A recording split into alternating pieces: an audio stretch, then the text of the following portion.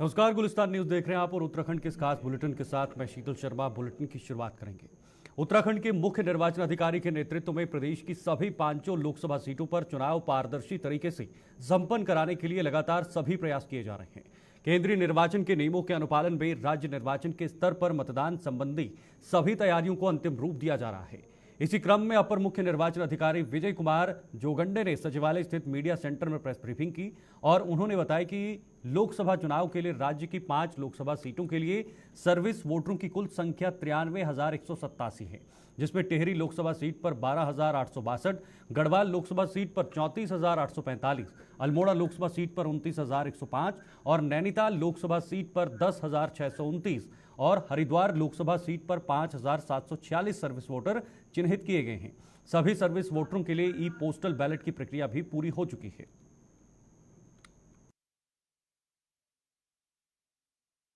Polling station हमने इस बार जो स्थापित किए हुए हैं, इन 11,729 पोलिंग स्टेशन में हम विभिन्न प्रकार से चुनावी प्रक्रिया का अध्ययन करने के लिए उस पर उसकी सही पारदर्शिता को बनाए रखने के लिए विभिन्न माध्यमों का प्रयोग करते हैं। उदाहरण के लिए जैसे कि हम कुछ पोलिंग स्टेशंस पर माइक्रो ऑब्जर्वर की तैनाती करते हैं, कहीं पर हम लोग वीडियोग्राफर्स की पोस्टिंग करते हैं और कहीं पर हम वेबकास्टिंग की व्यवस्था करते हैं। भारत निर्वाचन आयोग के द्वारा निर्देश दिया गया था 50% तक के पोलिंग स्टेशंस को हमें वेबकास्टिंग के माध्यम से जोड़ना होगा, ताकि उसका निगरानी करने के लिए एक निष्पक्ष और एक स्वतंत्र व्यवस्था हमारे पास उपलब्ध हो सकती है।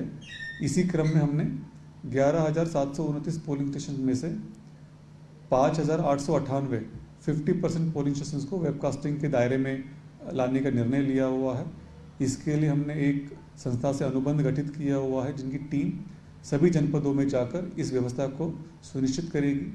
ये सभी व्यवस्था का एक ड्राई रन होगा, जो कि मतदान से 24 घंटे पूर्व सुनिश्चित किया जाएगा और उसकी कार्रवाई संपन्न किया जाएगा। इस आगामी लोकसभा निर्वाचन के दौरान 93,187 सर्विस वोटर्स चिन्हित किए गए हैं। इसमें जनपदवार इसमें लोकसभा सीट वार जो ब्रेकअप है, टिहरी लोकसभा सीट पर 12,862 सर्विस वोटर्स चिन्हित किए गए हैं। गढ़वाल लोकसभा सीट पर 34,845 सर्विस वोटर चिन्हित किए गए हैं। अल्मोड़ा लोकसभा सीट पर 29,105 सर्विस वोटर चिन्हित किए गए हैं। नैनीताल उधम सिंह नगर सीट पर 10,629 सर्विस वोटर्स चिन्हित किए गए हैं और हरिद्वार लोकसभा सीट पर 5,746 सर्विस वोटर्स चिन्हित किया गया है। ये सभी सर्विस वोटर्स को हम लोगों ने जैसे ही विड्रॉल का समय समाप्त हो जाता है उसके 24 घंटे के भीतर इनको ई पोस्टल बैलेट इलेक्ट्रॉनिक माध्यम से इनको प्रेषित किया जाता है, ट्रांसमिट किया जाता है। ये संपूर्ण प्रक्रिया हमने पूर्ण कर लिया है और राज्य के सभी 93,187 सर्विस वोटर्स को इलेक्ट्रॉनिक मोड से पोस्टल बैलेट ट्रांसमिट करने की कार्रवाई पूर्ण कर लिया है। 700। तो वही सीएम पुष्कर सिंह धामी ने प्रतापनगर के लंबगांव पहुंचकर लंबगांव में शहीद स्मारक पर फूल माला चढ़ाकर पुष्प अर्पित किए हैं।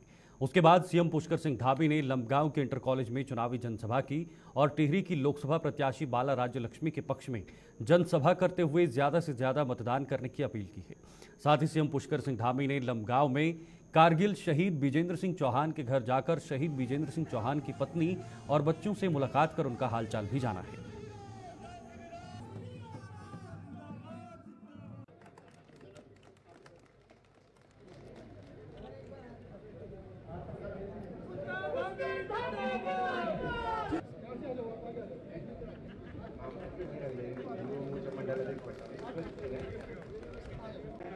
आप सब आज जितनी बड़ी संख्या में यहाँ पर आए हैं, आप सब लोगों ने मेरा स्वागत किया, अपना आशीर्वाद दिया। मैं भी आप सबको अपनी ओर से दोनों हाथ जोड़कर सिर झुकाकर प्रणाम करता हूँ, आप सबको नमन करता हूँ, आप सबका अभिनंदन करता हूँ।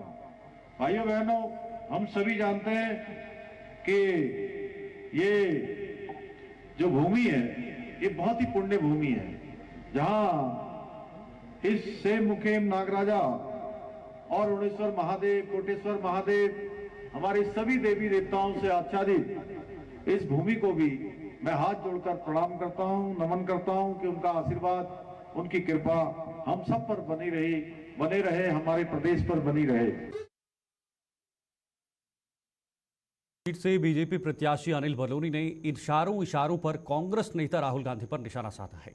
अनिल बलूनी ने कहा कि कांग्रेसी मुझे दिल्ली प्रवासी बता रहे हैं, जबकि उनके दिग्गज स्वयं इटली के हैं। बीजेपी प्रत्याशी अनिल बलूनी ने कहा कि कांग्रेस प्रत्याशी गणेश गोदियाल के गढ़ में भी उन्हें अपार समर्थन मिल रहा है। अनिल बलूनी ने कहा कि स्टार प्रचारकों के दौरे से जो कांग्रेस की साख बची हुई है वो भी भाजपाई हो जाएगी। अनिल बलूनी ने त्रिपासी सैण पैठाणी में जनसंपर्क अभियान चलाया और इस दौरान कई कांग्रेसियों ने भाजपा की सदस्यता ली। वहीं पाबो ब्लॉक पहुंचकर रोड शो कर वोट मांगे। इस दौरान स्थानीय विधायक व कैबिनेट मंत्री डॉक्टर धन सिंह रावत ने भी साफ किया कि इस चुनाव में कांग्रेस को एक बार फिर से मुंह की खानी पड़ेगी और 5 लोकसभा सीटों पर कमल खिलेगा। जनता ने मन बना रखा है कि मोदी जी को प्रधानमंत्री बनाना है, बीजेपी की सरकार लानी है, अनिल बलूनी को भारी मतों से आसे विजय बनाना है।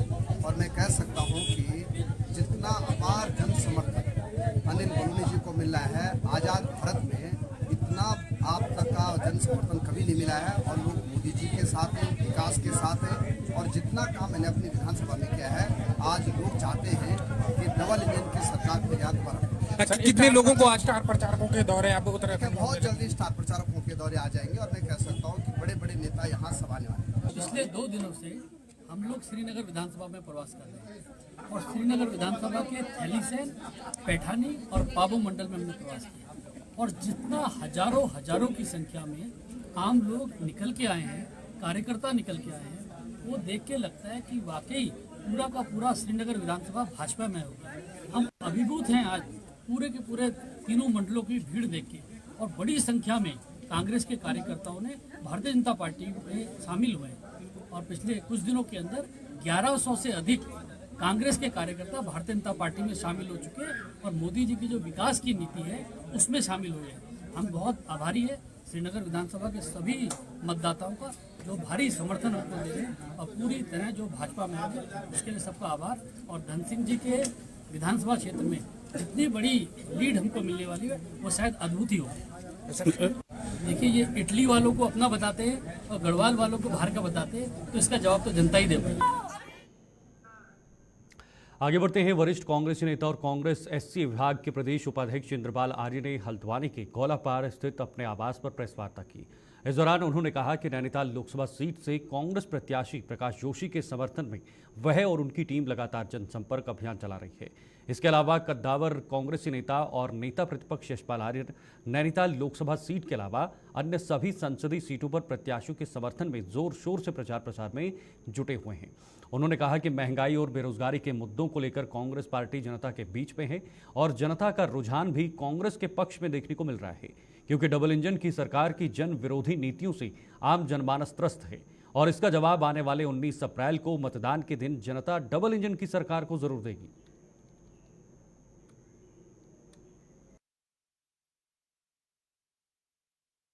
देखिए, हमारे कैंडिडेट जो है यहाँ से नैनीताल लोकसभा से हमारे प्रकाश जोशी जी हैं। हम लगातार मीटिंगें कर रहे हैं, लगातार जनता के बीच जा रहे हैं और जनता का हमें समर्थन मिल रहा है। और साथ साथ में हमारे इस उत्तराखंड के बहुत ही मजबूत कद्दावर नेता हैं अन्य यशपाल आर्य जी, जो लगातार हर संसद में 5 सांसद सीटें हैं हमारे उत्तराखंड में, सब जगह भ्रमण कर रहे हैं।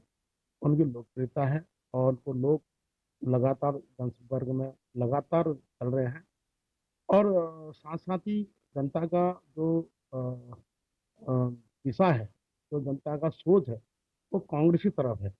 जैसे कि आपने देखा होगा जो 14 में और 19 में जो लोग ये वादा करा था, जो इन लोगों ने अपने मुद्दे बनाए थे, जो वादा किया था जनता के साथ, उसके विपरीत इन्होंने काम किए हैं। जैसे कि महंगाई को लेकर या ऐसी भ्रष्टाचार को लेकर के, रोजगार को लेकर के इन्होंने जनता को गुमराह किया था। लेकिन आज सारी जनता समझ चुकी है और जनता जवाब देने के लिए खड़ी है। और हमारा जो लगातार कांग्रेस के प्रयास लगातार चल रहे हैं, हमारी 5 सीट उत्तराखंड की जीत। प्रदेश भर में लोकसभा चुनाव दौड़ शुरू हो चुकी है। प्रत्याशियों द्वारा चुनावी प्रचार प्रसार जोरों से किया जा रहा है।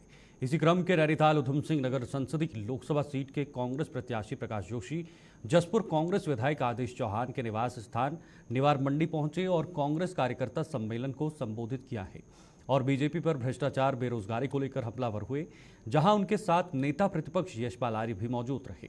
वहीं मीडिया से बातचीत में कांग्रेस सांसद प्रत्याशी प्रकाश जोशी ने कहा, आज जसपुर में कांग्रेस परिवार के सदस्यों के साथ बैठक थी।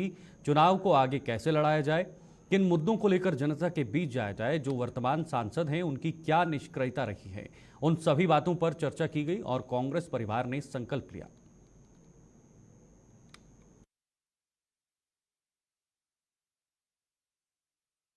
जसपुर में कांग्रेस परिवार के साथियों के साथ ये बैठक थी। चुनाव को आगे कैसे लड़ा जाए, किन मुद्दों पर बातचीत आगे चुनाव को लेके जाया जाए, जो वर्तमान सांसद हैं उनकी निष्फलताएं क्या रही हैं, उदासीनता क्या रही है, उस सब पर हमने चर्चा करी। और आज कांग्रेस परिवार पूरी एकजुटता से सबने संकल्प लिया कि इस चुनाव को हम भारी बहुमत से जीतेंगे। तो मेरा भी कि यहाँ आज जितना भी हमारे कांग्रेस परिवार के लोग थे, आज एक नई ऊर्जा के साथ यहाँ से लौटे और उन्होंने मुझे खुद को एक बहुत बड़ी ऊर्जा दी है, मेरा मनोबल बढ़ाया। मुद्दा तो यही है कि जो वर्तमान सांसद है उनके पास एक भी उपलब्धि ऐसी नहीं है बताने के लिए जिस पर वो वोट मांग सके, इसीलिए वो मोदी जी के नाम से वोट मांग रहे हैं। वो तो जनता पूछ रही है ना, सांसद जवाब देंगे। अभी तो मैं तो चुनाव लड़ रहा हूँ, ये जवाब तो सांसद से जिसको 5 साल पहले जनता ने जिताया उससे पूछना चाहिए ना, इसका जवाब वो देंगे। उनसे पूछना चाहिए, मीडिया ने भी पूछना चाहिए, हम भी पूछ रहे हैं, जनता पूछ रही है कि आपकी सांसद निधि का 60% आपने वेस्ट क्यों करा, बेकार क्यों करा, 40% इस्तेमाल क्यों करा। आपने जो गांव गोद लिए थे उन गांव में एक बार पलट कर क्यों गए। आपके रहते हुए, रक्षा राज्य मंत्री रहते हुए अग्निवीर जैसी एक इस तरह की अलोकप्रिय एक इस तरह की योजना क्यों आई, जिसने हमारे जो नौजवान हैं जिनका फौज में जाने का सपना होता है उस सपने को मार दिया। उनसे पूछना चाहिए क्यों 5 साल में नए काम नहीं हुए, क्यों नए अस्पताल नहीं खुले, क्यों नए कॉलेज नहीं खुले, क्यों नए विषय नहीं आए, इमरानी बांध नहीं बना। ऐसे तमाम मुद्दे हैं। दिन दहाड़े हत्याएं हो जाती हैं, कानून व्यवस्था खराब हो गई है। हालांकि ये प्रदेश सरकार का विषय है और फिर भी जिम्मेदार तो वो भी है, उन्हीं की सरकार है। पूछना चाहिए, हम भी पूछ रहे हैं, तो जनता इस बार इसके जवाब मांगे। उत्तराखंड कांग्रेस लोकसभा चुनाव मीडिया प्रभारी डॉक्टर चयनिका उनियाल द्वारा डोईवाला कांग्रेस लोकसभा चुनाव कार्यालय में प्रेस वार्ता की गई है, जिसमें चुनावी बॉन्ड, कांग्रेस द्वारा घोषित युवा, महिलाओं, किसानों, श्रमिकों, हिस्सेदारी न्याय जैसे 5 न्याय व अन्य महत्वपूर्ण मुद्दों के संबंध में चर्चा की गई। इस दौरान परवाधन कांग्रेस जिलाध्यक्ष मोहित उनियाल, पीसीसी सदस्य गौरव चौधरी, डोईवाला कांग्रेस नगर अध्यक्ष करतार नेगी, डोईवाला ब्लॉक कांग्रेस अध्यक्ष महेंद्र भट्ट, गन्ना समिति अध्यक्ष मनोज नौटियाल आदि उपस्थित रहे।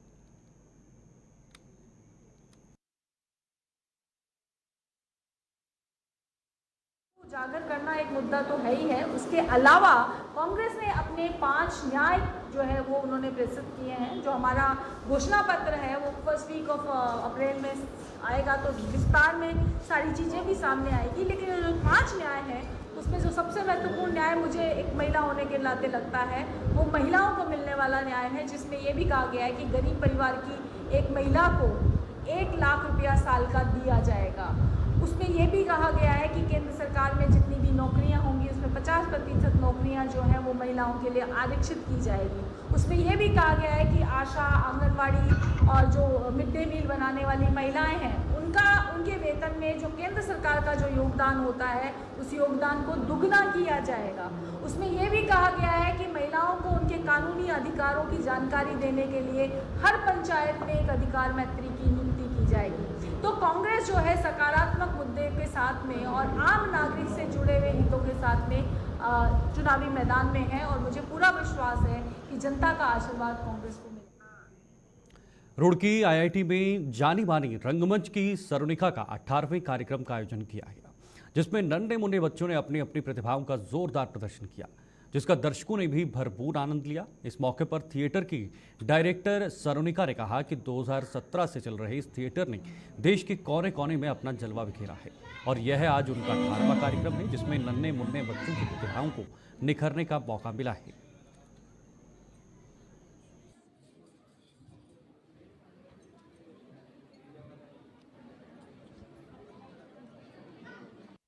थोड़ा सा रंगमंच पर मैं ही थोड़ा गौर करना चाहूंगी। 2017 में स्वर्णिका के रंगमंच की स्थापना की गई। कम से कम 15-16 नाटक हैं आज का जो कार्यक्रम है वो बच्चों को समर्पित है। आजकल की बच्चों की अलग तरह की समस्याएं उत्पन्न हो रखी है, चाहे उसमें बच्चों का अकेलापन है, टूटते परिवार की परेशानियां हैं, एकल परिवार की परेशानियां हैं। तो उन परेशानियों को दर्शाने के लिए हमारा नाटक है आपका बंटी। फिर शेक्सपियर जी का लिखा हुआ बहुत ही फेमस नाटक है मर्चेंट ऑफ वेनिस, जो कि 15वीं सदी का नाटक है और इंग्लिश लिटरेचर का एक बेहद रोचक नाटक है। तो सभी बच्चे आप देख सकते हैं उसकी किताब में है भी, वो नाटक बच्चे प्रस्तुत करेंगे। दूसरा नाटक है हमें न्याय दो, वो भी जानवरों की समस्या के ऊपर है। आज के टाइम पे हर इंसान ने अपनी हर जगह घर बना लिए हैं, फैक्ट्रियाँ बना ली हैं, तो जानवर कहाँ जाएंगे? तो जानवर अपनी फरियाद लेके पहुँचते हैं महाराज के पास। उस पर बेस्ड है हमारा तीसरा नाटक हमें न्याय दो। तो जो ये ताकि बच्चे भी इससे सीखें कि बच्चे आगे आने वाले नाटकों का भविष्य है, उनको आगे देश चलाना है, तो उन्हें पता रहना चाहिए कि किस तरह से समस्या आती है लाइफ में। तो आज का जो कार्यक्रम है, देखिए वो पहली बात तो हमें ये सीख देता है कि हमें बच्चों के साथ बहुत सेंसिटिव तरीके से रहने की ज़रूरत है। वो क्या सोचते हैं, उनकी क्या समस्याएं हैं, ये हमें बेहद तरीके से जानना होगा अगर उन्हें आगे आने वाली ज़िंदगी के लिए तैयार करना है। इस तरह कार्यक्रम है जो आपने थिएटर खोल रखा है। ना तो देखिए मुझे बचपन से ही है, क्योंकि मुझे बचपन से कलाकार बनने का था और बहुत सारे नाटकों सीरियलों में मैं काम कर चुकी हूँ। और अब ये तो मेरा 16वां प्रयास है जब हम मंच पर नाटक लेकर आए हैं। 2017 में रंगमंच की स्थापना हुई थी, तब से लगातार हम शॉर्ट फिल्म भी बनाते हैं और नाटक भी करते हैं, जुड़े रहते हैं समाज की स्थिति गतिविधियों से। मैं तो थिएटर में काम कर रही हूँ जब से शायद मेरे बच्चे जितने हैं इतने से। जैसे कि कौन से सीरियल में मैंने जैसे किया ये रिश्ता क्या कहलाता है, जमुनिया, छोटी बहू, सावधान इंडिया 2007 से लेकर 2012 तक मैं मुंबई में थी, तब की मैंने काफ़ी सारे सीरियल में काम किया। जो बीच में नाटक होंगे मैं उसके बीच में नृत्य करूँगी। मैंने पहले बहुत सारी वर्कशॉप्स की हैं, उसमें मैंने रस सीखे हैं, अपना कॉन्फिडेंस बूस्टअप किया है और बहुत सारी चीज़ें सीखी हैं। ये कब से कर रहे हो आप? ये मैं कर रही हूँ जब से मैं 5 साल की थी। तो यहाँ पे आके आपको बहुत अच्छा लगता है? हाँ, और बहुत कुछ सीखने को मिलता है। बिल्कुल लेना चाहिए, इससे सबका कॉन्फिडेंस बूस्टअप होता है और इससे बहुत सारे लोगों को जो छोटे छोटे बच्चे हैं उन्हें अपने फ्यूचर के लिए बहुत सारे अच्छी लाइन चूज़ करने के लिए मिलती है। हमें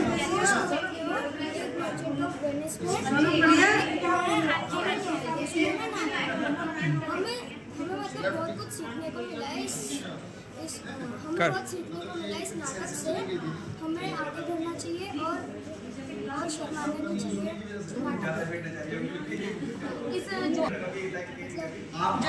आपको क्या सीखने को मिला मेरे पास आके? हमें बहुत कुछ सीखने को मिला, जैसे हंस रस वगैरह, रस के नाम नवरस। आगे बढ़ते हैं। काशीपुर के बेलजोड़े में स्थित टचवुड स्कूल में वार्षिक परीक्षा परिणाम समारोह का आयोजन किया गया।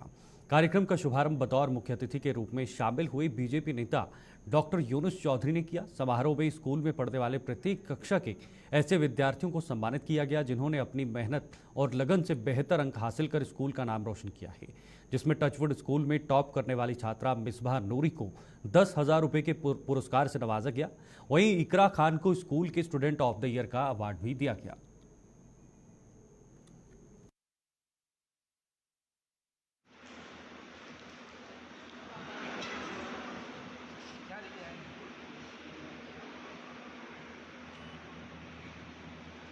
हमारे आज स्कूल में द टचवुड स्कूल में, जिसमें मुझे आज मुख्य अतिथि के रूप में आने का मौका मिला है और मैं अक्सर अपने स्कूल की द टचवुड स्कूल की खिदमत में रहता हूं। आज एनुअल रिपोर्ट कार्ड का एक कार्यक्रम है जिसमें काशीपुर, आसपास के कुंडा, मिस्त्रवाला, बेलजोड़ी, जसपुर तक के लोग यहां पर आए हैं और हमारे स्कूल की जो प्रगति है उसको लोग देख करके हमारे स्कूल में काफ़ी संख्या में हर साल एडमिशन बढ़ते चले जा रहे हैं और अच्छे रिजल्ट हमारे बच्चों के यहाँ आते हैं।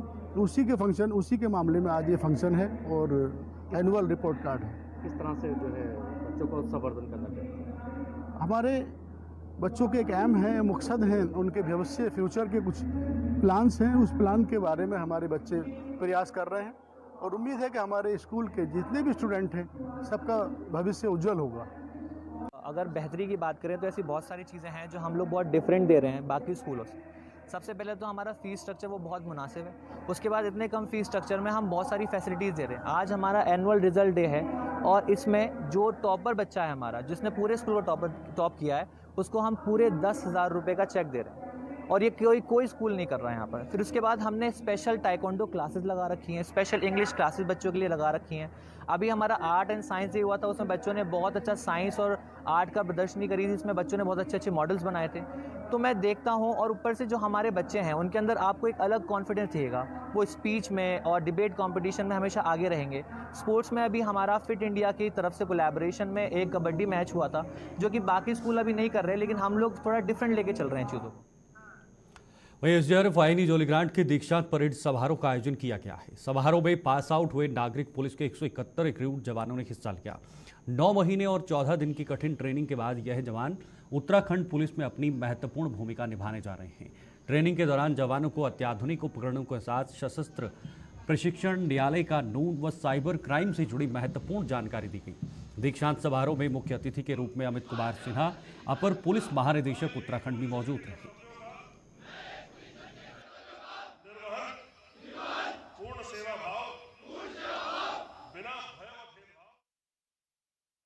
यही कह रहे हैं कि ये चुनाव और उसके बाद की सभी प्रक्रियाओं के लिए हमारे पास जो पुलिस फोर्स में एक बहुत बड़ी कमी थी, जो कि अभी दूर हुई है।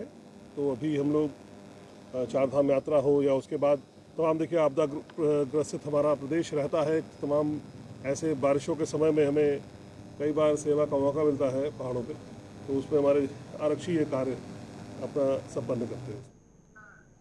वहीं एसडीआरएफ मुख्यालय जोलीग्रांट में पहली बार नागरिक पुलिस के 171 जवानों को 9 माह का प्रशिक्षण दिया गया। जवानों को आपदा रेस्क्यू कार्यों के लिए भी दक्ष किया गया है। इन जवानों को उत्तराखंड पुलिस में शामिल किया जाएगा। रविवार को एसडीआरएफ मुख्यालय में भव्य दीक्षांत समारोह का आयोजन किया गया। समारोह में अपर पुलिस महानिदेशक अमित कुमार सिन्हा मुख्य अतिथि के रूप में शामिल हुए। एसडीआरएफ कमांडेंट बड़िकांत मिश्रा ने बताया कि इन सभी जवानों को उत्तराखंड में विभिन्न स्थानों पर तैनात किया जाएगा। उत्तराखंड पुलिस में जो नई नियुक्तियां हुई हैं, उसके कारण से जरूर पुलिस बल मजबूत होगा।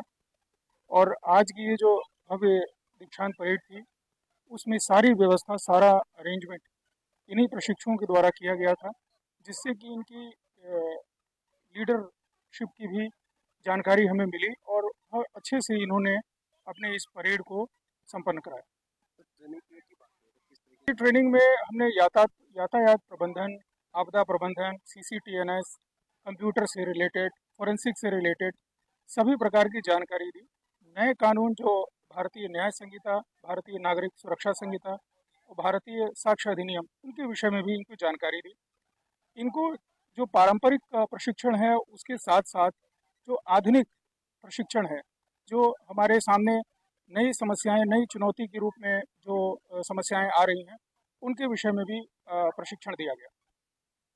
देखिए, वैसे हमारे यहाँ अगर देखा जाए तो वैकेंसी जो चल रही थी, अच्छी बात यह है कि वैकेंसीज हमारी पूरी होने लगी। और